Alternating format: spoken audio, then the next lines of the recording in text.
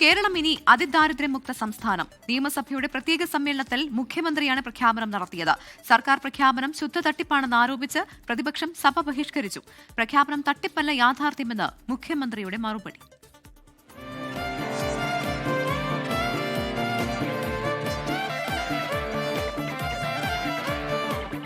തിങ്ങി നിറഞ്ഞ സദസ്സിനെ സാക്ഷിയാക്കി തിരുവനന്തപുരം സെൻട്രൽ സ്റ്റേഡിയത്തിൽ കേരളം അതിദാരിദ്ര്യത്തിൽ നിന്ന് മുക്തമായെന്ന മുഖ്യമന്ത്രി പിണറായി വിജയന്റെ പ്രഖ്യാപനം.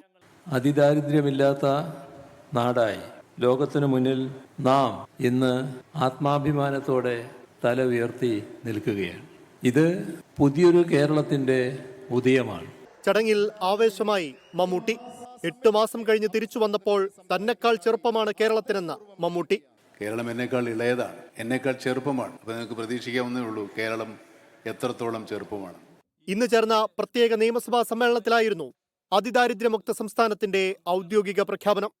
അഭിമാനപൂർവ്വം പ്രഖ്യാപിക്കട്ടെ, കേരളം ഇന്ന് അതിദാരിദ്ര്യമുക്ത സംസ്ഥാനമായി മാറിയിരിക്കുന്നു. പ്രഖ്യാപനം തട്ടിപ്പെന്നാരോപിച്ച പ്രതിപക്ഷം സഭ ബഹിഷ്കരിച്ചു. കേരളം അതീവ ദരിദ്രരഹിത സംസ്ഥാനമാണെന്നുള്ള ശുദ്ധ തട്ടിപ്പാണ്. അതിനോട് കൂട്ടുനിൽക്കാൻ ഞങ്ങളില്ല. ഞങ്ങൾ അതുകൊണ്ട് ഈ സഭാ നടപടികൾ പൂർണ്ണമായി ബഹിഷ്കരിക്കുന്നു. പ്രതിപക്ഷ വിമർശനത്തിന് മുഖ്യമന്ത്രിയുടെ മറുപടി ഇങ്ങനെ: ഇതൊരു തട്ടിപ്പല്ല, യാഥാർത്ഥ്യമാണ് എന്നത് നാം എല്ലാം ഉൾക്കൊള്ളുന്നതിന് വേണ്ടിയാണ്. രാഷ്ട്രീയ വാക്പോരിനും സർക്കാരിന്റെ പകിട്ട് വിളിച്ചോതുന്ന വമ്പൻ പരിപാടിക്കും സാക്ഷ്യം വഹിച്ചാണ് അതിദാരിദ്ര്യമുക്ത പ്രഖ്യാപന ദിനം കടന്നുപോകുന്നത്. News desk 24.